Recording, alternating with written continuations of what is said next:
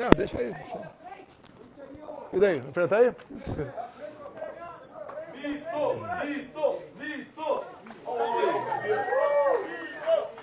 Não fala nada. Presidente, sua bênção. Opa, Sua bênção. ô Marinho, tudo bem? Sensação, tudo bem?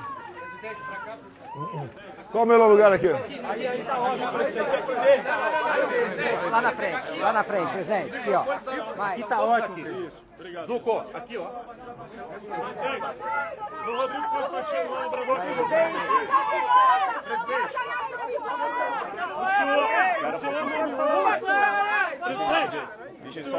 Tem imagem aí, diretor? Se eu pedir, você me dá. o senhor nomeou Geraldo Alckmin para a transição, nomeou e agora eles estão vendo... Pessoal, só um minuto, devagar. Eu vou falar, o advogado fala, depois eu falo o que interessa aqui. Atenção, pessoal, aí, ó. Em especial, quem está nos visitando e apoiando, muito obrigado. Mas a situação é extremamente grave. As acusações realmente são terríveis. Não justifica denunciar da forma leviana como está sendo feito. Os inquéritos, ninguém tem dúvida, até pelos áudios vazados do Tagliaferro com Ayrton Vieira, que o processo todo é conduzido, é alterado o tempo todo. Inclusive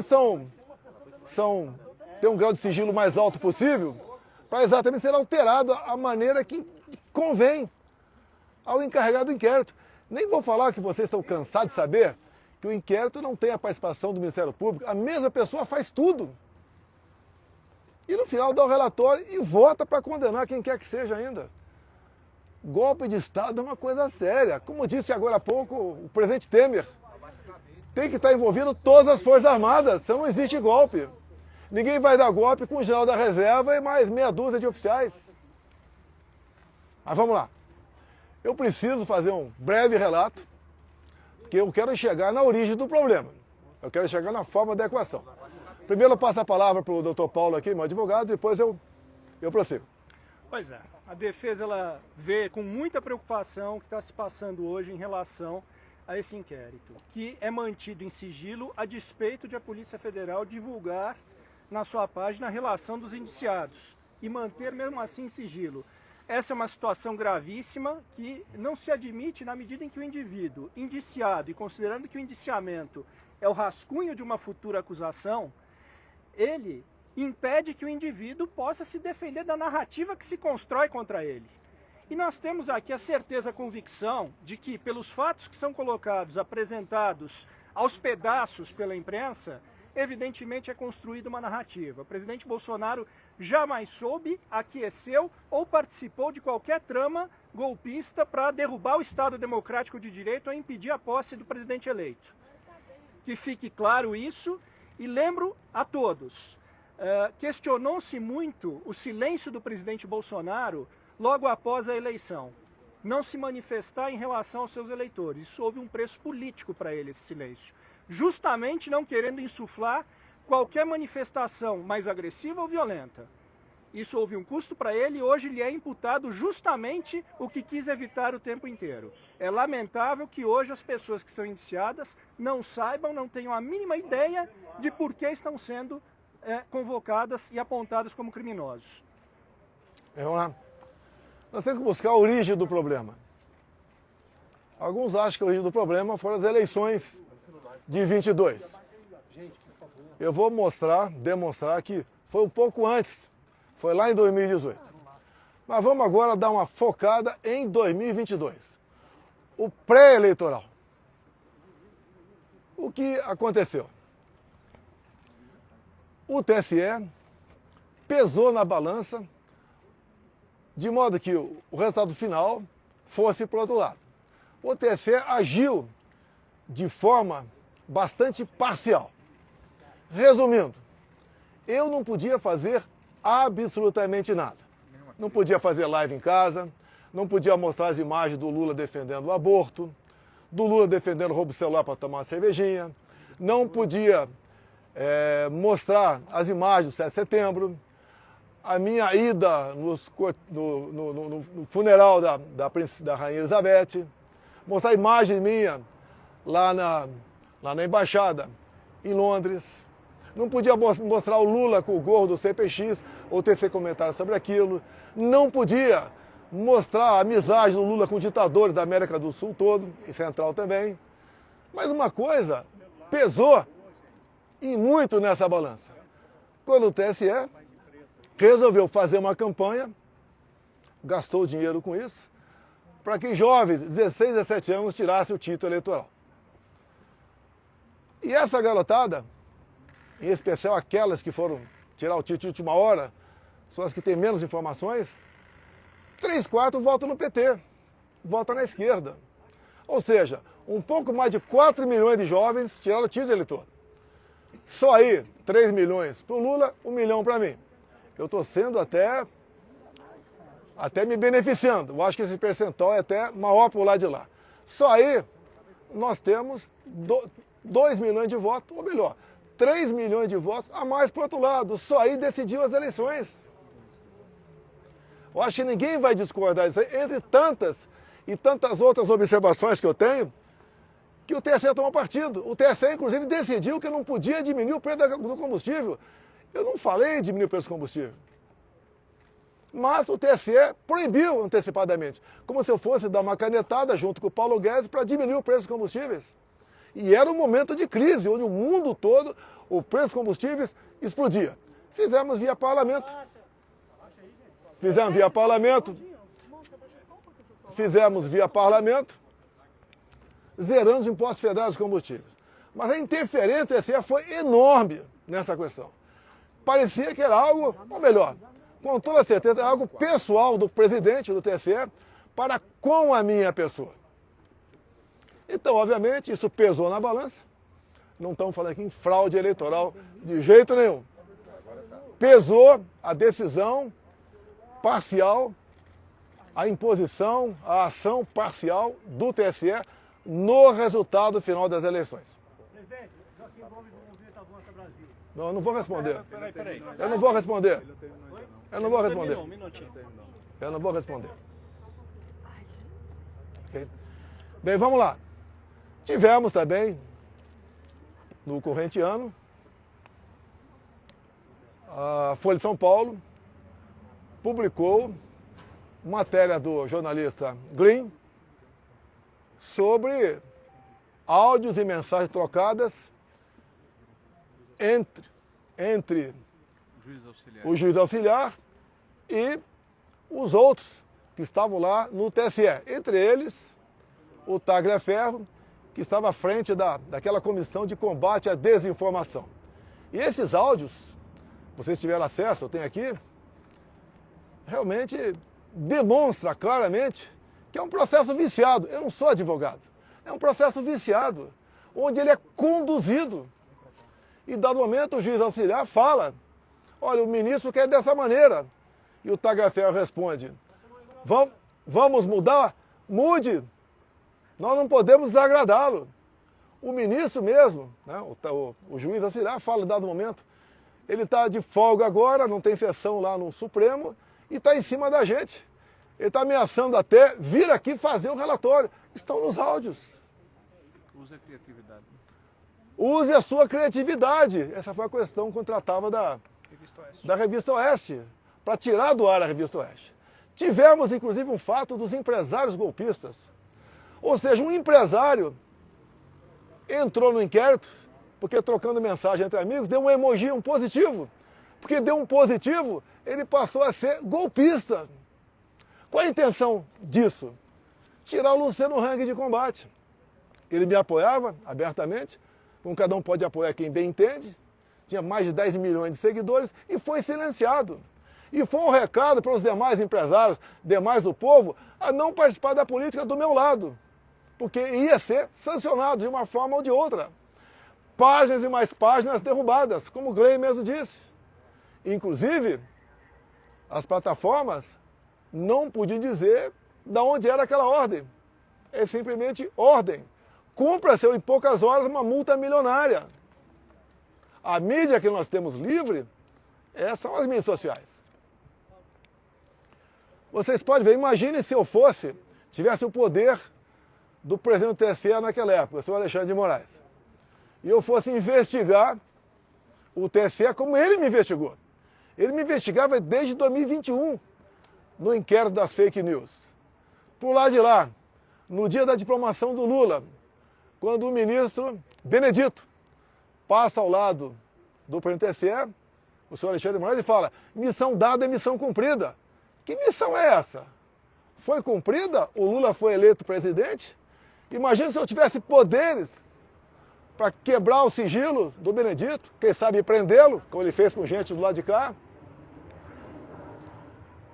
Eu acho que eu consegui, inclusive, fazendo pesca probatória, como ele fez por lá de cá, fez à vontade, praticou a pesca probatória, e cada vez mais abrindo novos e novos inquéritos, ignorando completamente o papel do Ministério Público. Onde é que ele chegaria? Imagine aquele gesto do ministro degolando alguém. Se fosse com alguém do meu lado, seria o quê? Terrorista? Assassino? E do lado de lá, foi o quê? O que foi aquele gesto? Um gesto de ódio ou um gesto de amor? Investigaríamos também a sua equipe, o juiz auxiliar, o Tagliaferro, quebrando sigilo, prendendo. Com toda certeza, muita coisa ia aparecer. Mas no final, é o mais importante que eu tenho a falar para vocês aqui. Presidente, mas o senhor acha... Deixa eu terminar.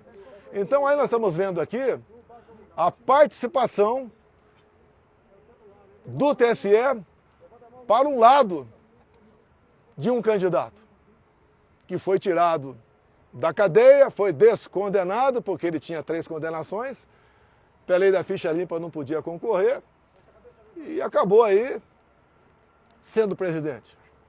Também é bom falar aqui, estou inelegível por quê? Porque me reuni com embaixadores. E por que me reuni com embaixadores? Porque 2 meses antes, o senhor Fachin se reuniu com embaixadores também e terminou essa conversa com o embaixador dizendo o quê? Resumindo, tão logo o TSE anuncia o resultado, os seus respectivos chefes de Estado deveriam ou devem reconhecer o ganhador das eleições. Ele já tinha a resposta, ele já sabia quem ia ganhar. Vamos lá. Nós questionamos o TSE. O advogado do partido peticionou o TSE, buscando uma maneira de sanar algumas dúvidas da nossa parte e algumas inconsistências. Nada mais justo o advogado fazer isso aí. Em poucas horas, o senhor ministro-presidente indeferiu e nos deu uma multa de 22 milhões de reais. Alegando litigância de má-fé. Alegando litigância de má-fé e atentando contra o Estado Democrático de Direito. Isso é muito importante. Tudo se resume Estado Democrático de Direito. Até o acesso à justiça agora. Próxima ação, recomendo o pessoal, se for mexer aqui em Brasília, né? Contratar um advogado, falar, se tiver alguma multa você paga, não vai ser eu não. Eu não tinha como pagar uma multa de 22 milhões de reais. Nem com o Pix todo que eu recebi. Essa multa é justa? Cadê a nossa OAB? Cadê o papel do advogado? Que está sufocado, que não pode exercer com a devida liberdade a sua profissão. Basta ver aqui, pessoas condenadas a 17 anos de cadeia, onde os ministros que julgaram e condenaram não ouviram a voz do advogado daquele cliente. Eu nunca vi isso na minha vida. Que estado de exceção é esse? Agora vamos, no meu entender aqui, algo que é muito importante, que é o fecho final. Nós temos a solução para isso tudo. Então, eu questionei, através do partido, a vitória do Lula. 2018, quando eu ganhei eleições, algum partido me questionou? Algum partido questionou o resultado das eleições de 2018? Alguém sabe, algum partido? Não. Nenhum partido questionou o resultado das eleições de 2018. É extremamente importante. Mas, após o segundo turno de 2018, chegou um papel lá no TSE e a senhora presidente Rosa Weber resolveu, isso é uma notícia de fato, né? Resolveu oficiar a Polícia Federal requerendo abertura de inquérito. E assim foi aberto o inquérito 1361, novembro de 2018, PF. Então o inquérito foi aberto, eu não sabia, fiquei sabendo 3 anos depois, que foi questionada a minha eleição. E o TSE deu uma celeridade enorme a esse inquérito. Na primeira semana, o encarregado do inquérito, um delegado da Polícia Federal, colheu informações dentro do TSE. Bem, eu não sabia, ninguém sabia disso, até que chegou o ano de 21. O ano de 21, o Parlamento, a Câmara dos Deputados Especial, voltou a discutir a PEC do voto impresso. A presidente, ou autora, a Bia Kicis, deputada Bia Kicis aqui do DF. Ali, então, alguém falou desse inquérito, 1361. E a comissão especial requereu, junto à PF, a cópia desse inquérito. E nessa questão, o requerimento foi aprovado por unanimidade. Todos os deputados de todos os partidos votaram sim para que a Câmara tivesse acesso ao inquérito 1361.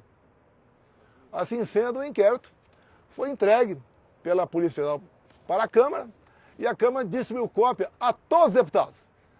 E, obviamente, era um documento ostensivo. Até para mim chegou uma cópia desse documento. E foi espalhado para muita gente esse inquérito 1361, novembro de 2018, PF, aberto de ofício praticamente, né? A pedido da presidente, senhora Rosa Weber, do Tribunal Superior Eleitoral. Aí começam os problemas. Tá?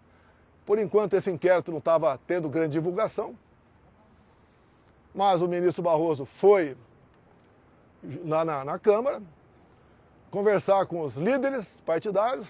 Os líderes no dia seguinte trocaram os integrantes da comissão e a comissão rejeitou dar prosseguimento à PEC. Bem, como independe isso apenas da comissão, o Arthur Lira avocou para o plenário. A plenário, apesar de ganharmos numericamente, não conseguimos os votos qualificados, né, para conseguirmos aprovar a PEC naquele dia da Câmara. Mas detalhe, depois da reunião do senhor Fachin com embaixadores, que essa política é privativa do presidente da República, não é dele, não é de nenhum outro poder, eu fiz a mesma coisa. Convidei os embaixadores e convidei, por ofício, ao senhor ministro Fachin a comparecer no Alvorada. Convidei ele para comparecer no Alvorada. E ali eu mostrei para os embaixadores o que era aquele inquérito ostensivo. Bem, no dia seguinte, chega-nos a notícia que o inquérito tinha acabado de ser classificado como confidencial, ou seja, secreto. Ninguém mais podia tomar conhecimento. E até hoje, se alguém falar alguma coisa do teor do inquérito, está em curso aí a um crime. Eu não vou ser esse criminoso de falar para você que está lá dentro. Mas realmente, não é preocupante, é horripilante o que está nesse inquérito. 3 páginas deles apenas interessam. Só 3. Tenho aqui decorado na minha cabeça. Mas não posso falar. Tem de vista ele ser confidencial. E ali, esse inquérito de 2018, as eleições de 2018 e não de 2022, bota um ponto final na confiabilidade ou não do nosso sistema eleitoral.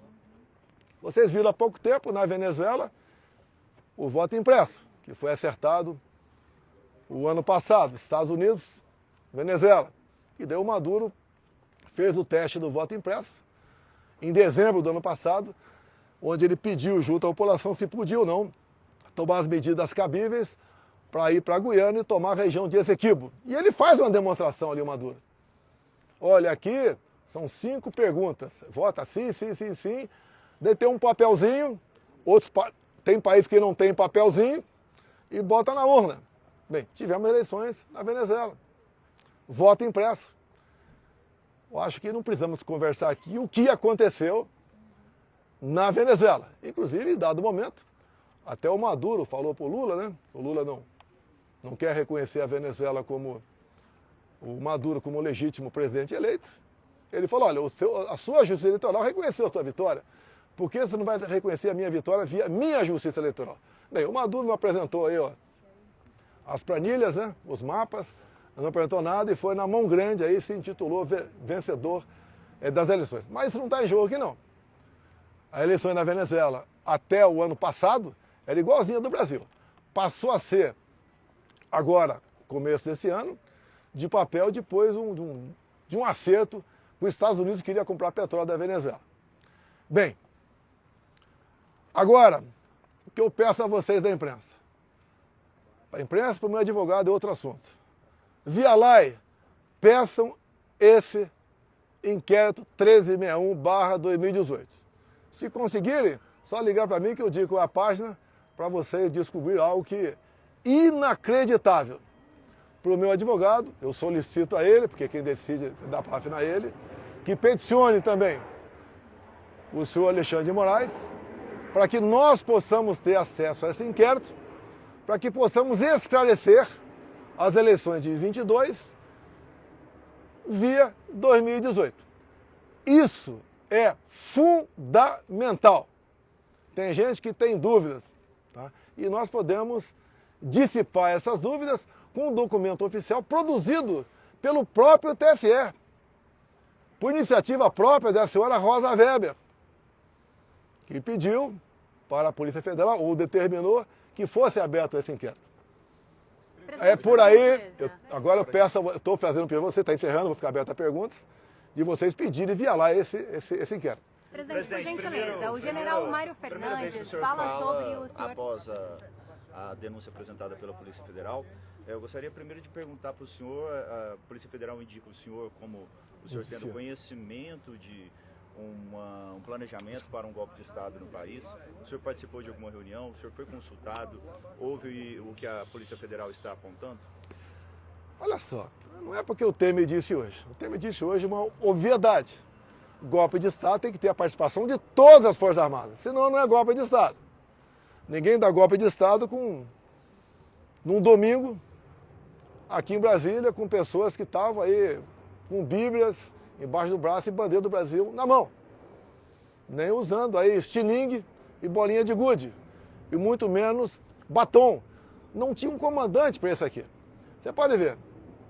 Segundo a PF aí, um novo meio, né, conseguido via Israel, se for buscar imagens apagadas pelo ajudante de ordem. Agora as imagens do Ministério da Justiça não aparece. Se vocês pegarem bem o que aconteceu, 2018, o próprio ministro da Defesa disse que aquilo não era golpe. Depois Nelson Jobim, ex-ministro do Supremo Tribunal Federal, também disse a mesma coisa. Depois ele voltou atrás, mas disse a mesma coisa. Agora tem uma pessoa de peso também dizendo isso aí. Vamos tirar da cabeça a história de golpe. Ninguém vai dar golpe com o general da reserva e mais meia dúzia de oficiais.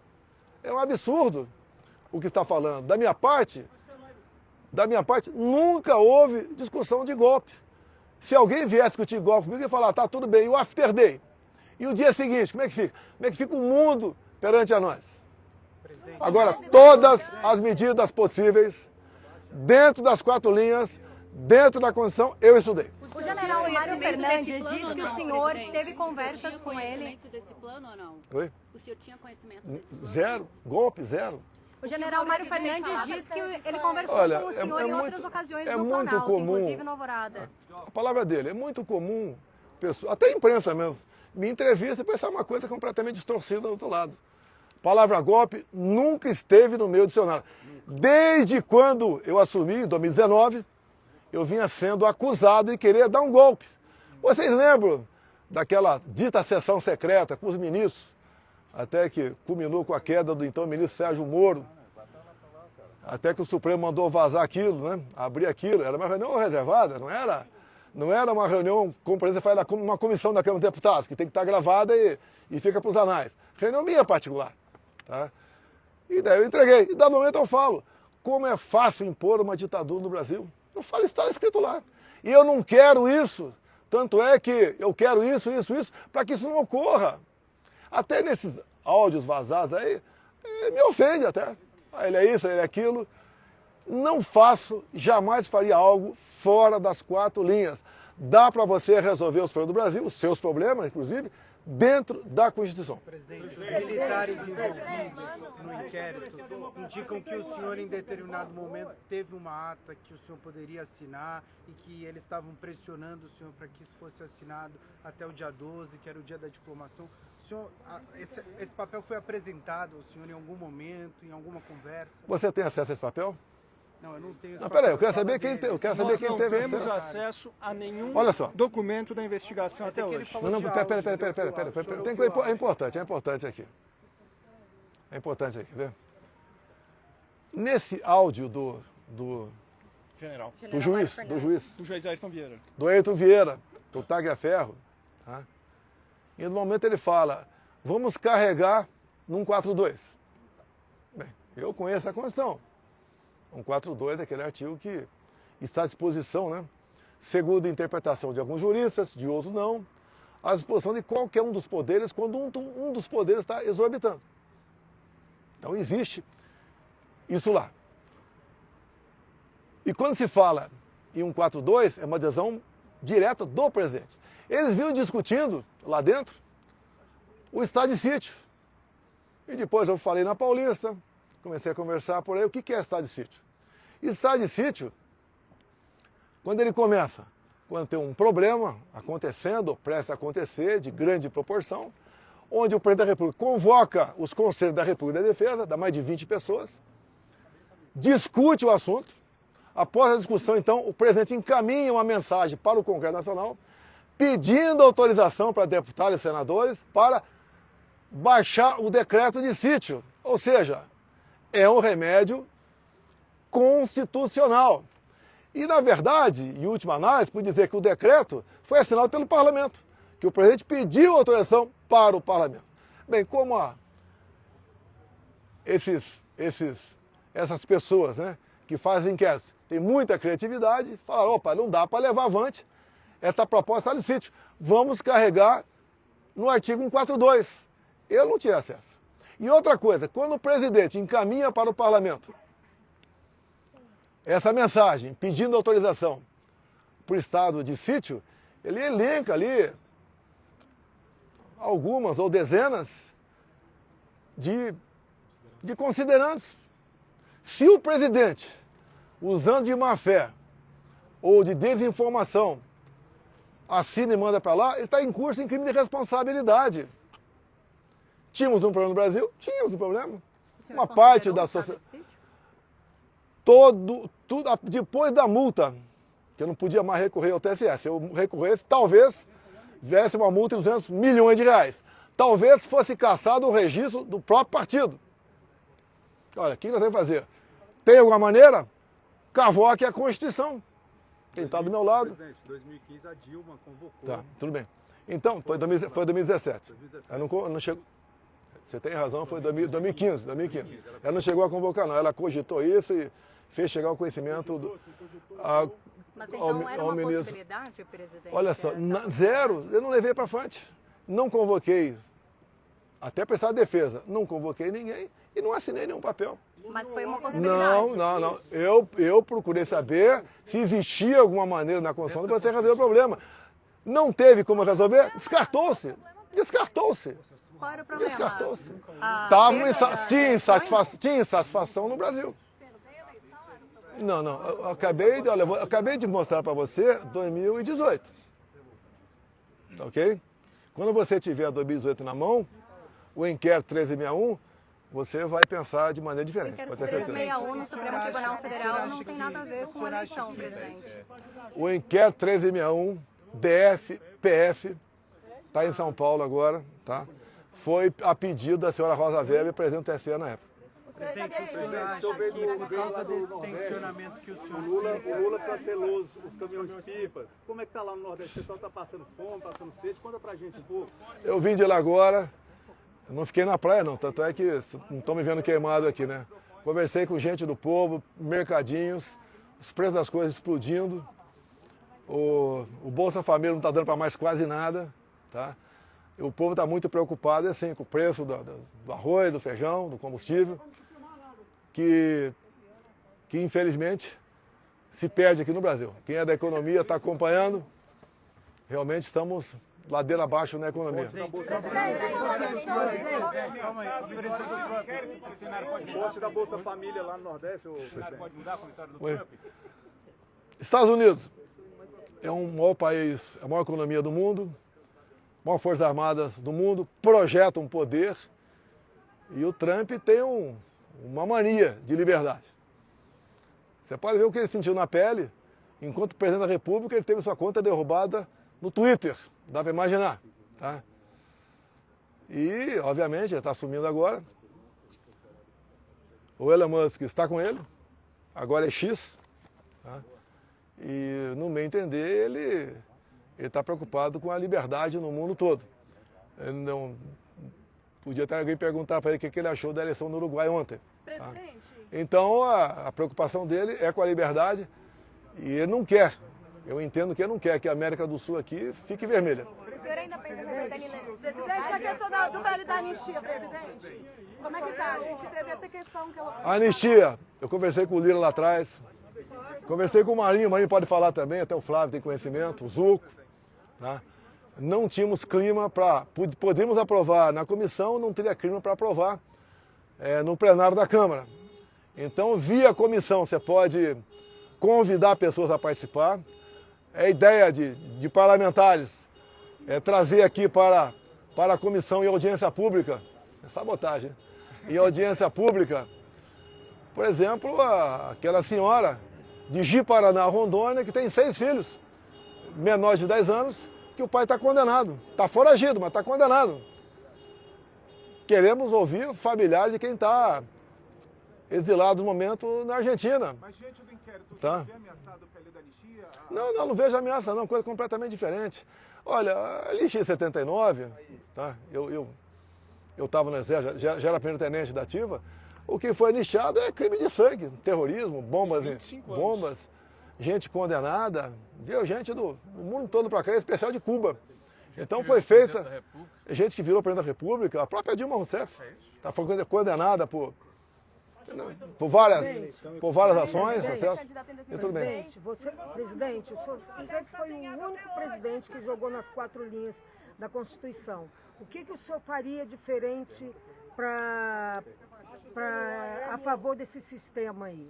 Olha, continuaria dentro das 4 linhas, o perfil dos ministros palacianos seria mais político, tá?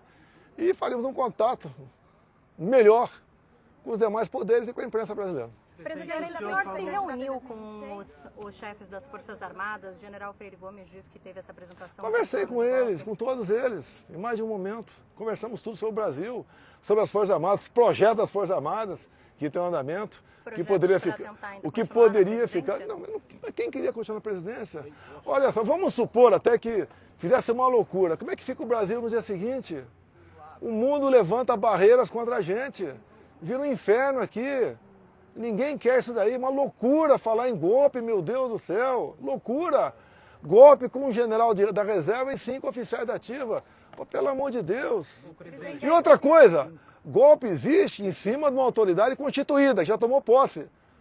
O Lula tinha tomado posse, ninguém tinha tomado posse, só se for em cima de mim o golpe. Qual a expectativa sobre a manifestação do PGR? O senhor acha que vai ser denunciado ou não? Eu espero que um advogado melhor do que eu para falar. O da República é alguém que preza pela sua biografia, uma pessoa extremamente respeitada, e nós temos a convicção de que ele terá toda a cautela ao analisar esta investigação. Esperamos que o MP tenha uma participação que não pôde ter ao longo do tempo desta investigação. Inclusive, na gestão anterior, por diversas vezes houve pedido de arquivamento de inquéritos que foi simplesmente ignorado. Presidente, segundo o Nicolas Ferreira, para 2026 tem 3 opções: Jair, Messias e Bolsonaro. É isso mesmo? O Nicolas é um jovem inteligente, já tem uma projeção nacional, só não é candidato ao Senado porque não tem idade por Minas Gerais. Tem falado de ser candidato talvez ao governo do estado, vamos conversar com ele. Então, um garoto que de vez em quando peca, né? Quem não peca? Se for eu, no tempo dele, eu pecava muito mais do que ele. Tá? E ele tem um grande futuro pela frente, é um orgulho para todos nós, o Nicolas, deputado federal por Minas Gerais. Assim como outros pelo Brasil. Tem aqui até um aqui, ó. O Zuco atrás de mim aqui. Presidente, quinta-feira tem audiência pública do voto, contagem pública de votos. Você acha que é a melhor alternativa para o Brasil? Olha, esse inquérito vai esclarecer. Por favor, não esqueça desse inquérito. 1361. Tá? Eu acho que toda vez que você possa botar uma barreira a mais de segurança, o sistema eleitoral é bem-vindo. E não pode, quando alguém questiona alguma coisa, alguém lá ó, fazendo usando a força do poder, simplesmente ignorar e multar. E quem falar é cadeia. Até está tentando contra o Estado Democrático de Direito. Não pode acontecer isso aí. Presidente, depois da matéria do Fantástico, mostrando vários áudios que, de certa forma, inocentam o senhor, de que o senhor sempre quis jogar dentro das 4 linhas, hoje a imprensa aparece dizendo que, na verdade, tem 3 outros inquéritos, incluindo o da vacina. Ou seja, daqui a pouco estão até desarquivando o inquérito da baleia.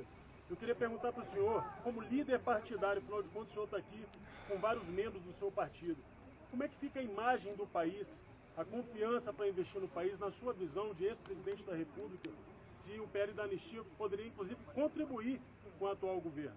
Como é que fica a imagem do país com essa a nossa ideia, de todos os parlamentares do meu partido, de hoje temos conversado, é que a anistia pacifica.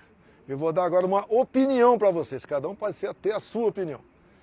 Essa historinha de assassinato de autoridades, no meu entender, foi jogado para dar uma demonstração que, olha, jogamos fora das 4 linhas. Eles jogaram, mas foi por evitar um mal maior. Não cola isso daí. Não cola isso daí. Não sou jurista. Quando é que começa um crime, quando termina? O doutor Paulo pode falar melhor do que eu aqui. Mas, no meu entender, nada foi iniciado. Não podemos começar agora a querer punir o crime de opinião ou o crime de pensamento. Presidente, o senhor chegou a ouvir um plano de matar ou prender o presidente? O senhor tinha conhecimento? Não, esquece, jamais. Dentro das 4 linhas não tem pena de morte. Presidente, o senhor recapitulou algumas situações que o senhor teve com o TSE, alguns conflitos, alguns problemas. O senhor acha que, de certa forma, essas questões motivaram essas trocas de mensagem? Olha só. Desde 2012 eu defendo o voto impresso, defendia como deputado federal. Já teve emenda minha aprovada.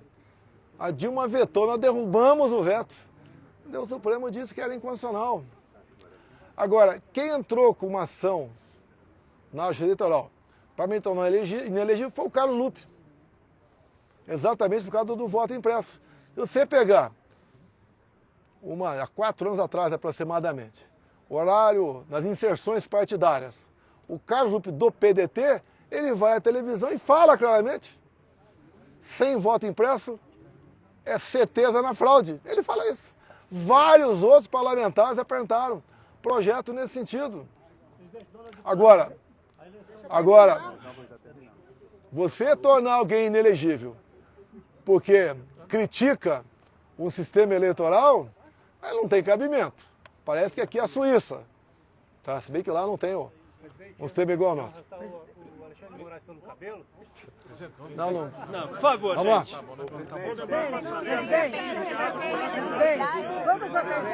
Todas as pessoas que estão próximas ao senhor são perseguidas. Inclusive os militares, até mesmo o povo brasileiro. Eu tive a notícia agora do Van Hatten, que ele foi indiciado por ter criticado o Fábio Scholl na tribuna da Câmara. Ele acabou de mandar uma mensagem aqui no Zap para mim, eu estava no avião quando eu recebi isso aí. Ou seja, um parlamentar. Inclusive o artigo 53, pessoal, tem ali um pronome indefinido, quaisquer. Eu cheguei na Câmara em 91. E ali tinha esses problemas sempre, né? O que pode e o que não pode falar o deputado. Daí alguém apresentou uma emenda e foi acrescido o pronome quaisquer no artigo 53 da Constituição. Então os parlamentares são invioláveis por quaisquer das suas opiniões para voto. O que é quaisquer? É quaisquer. Não tem limite.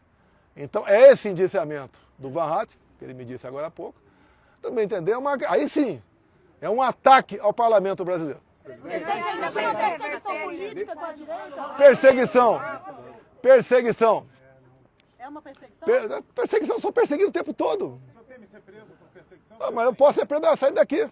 Presidente, até você pode ser preso. Até você. Deus Eres do IDL em Foco está aumentando a invasão de terra no Brasil através de pedidos de quilombolas, MST. Como que a gente faz aí quando você assumir em 2020? Eu levei a paz no campo.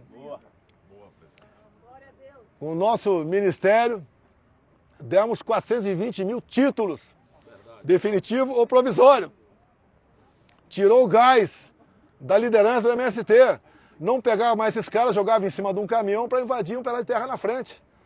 O parlamento nos deu o porte estendido para o homem do campo. Ele só podia usar arma dentro da sua casa, passou a poder usar arma em todo o período da sua propriedade. Acabou! Acabou! Quanto a demarcações, valia um capítulo com vocês, como eu gostei de discutir com vocês. Quando começou a indústria da reserva indígena em 92, em Yanomami, como começou isso tudo. É inadmissível tu ter 14% do território brasileiro demarcado como terra indígena. E quando você demarca uma nova terra, o Tarcísio me disse há poucos dias, 4 novas reservas vão ser demarcadas em São Paulo. E quando você pega uma fazenda, o indígena que passa a ser dono daquela propriedade, não basta agora o problema que estamos tendo agora do Carrefour, fazendo uma campanha para não comprar nossa carne. Eu diria mais, né? O Lula, a questão de poucas semanas, estava na Amazônia com o índio Raoni e o nosso querido Macron. E foi assinado ali um acordo para o Macron explorar urânio no Brasil. Talvez lá em Santa Quitéria, no Ceará. Até porque ele perdeu urânio de um país da África, que lá sim foi dado um golpe. Eu jamais assinaria um acordo de urânio com qualquer outro país, muito menos com o Macron. Agora, se eu assumisse hoje a presidência da República, esse acordo seria revogado. Se o senhor não assumir, presidente, qual vai ser a estratégia da direita para 2026, para as eleições presidenciais? Fala, Marinho. Qual vai ser a estratégia? Deixa o Marinho falar um pouquinho aqui. Uma pergunta, presidente, sobre as drogas. Pessoal, não vamos perder o foco. Já deu o recado. Por enquanto... Presidente, e o vice, Mourão? Por que ele não é perseguido? Não. Conversa vocês com ele. A Constituição é a resolução do problema, presidente? Olha, muita gente critica a Constituição, eu tenho crítica a alguns artigos também.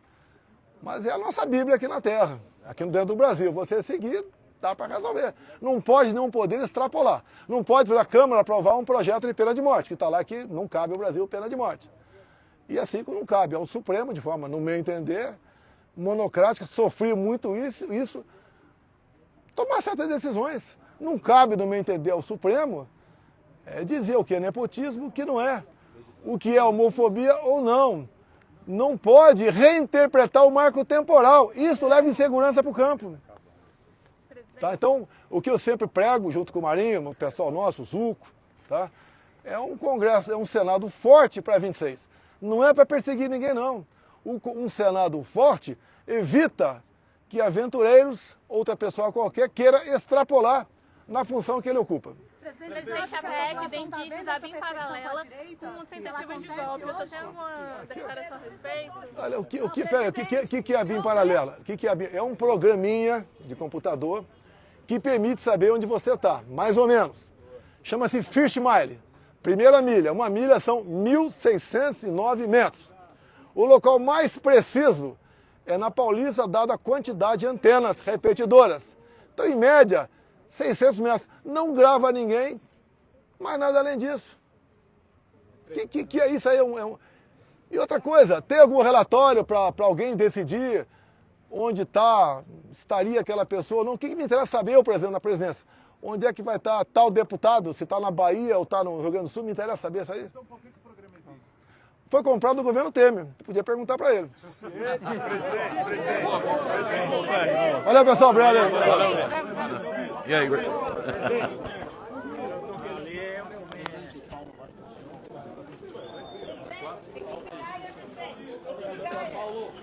Volta, Bolsonaro! Volta, Bolsonaro! Bolsonaro, a esperança do Brasil!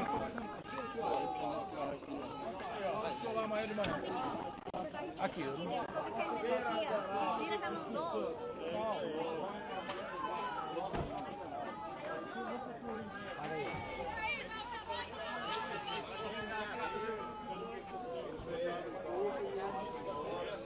Eu filmei offline, porque eu fiquei com medo de não...